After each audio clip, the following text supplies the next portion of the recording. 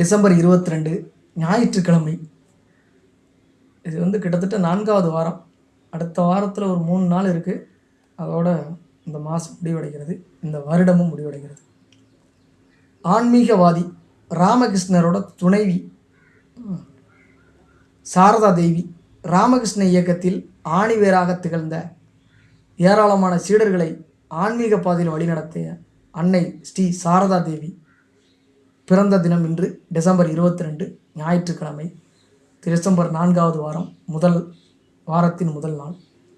மேற்கு வங்க மாநிலத்தின் ஜெயராம்பாடி கிராமத்தில் பிறந்தார் 1853. தந்தை கோயில் பூசாரி. பள்ளிக்கு சென்று பயின்றதில்லை.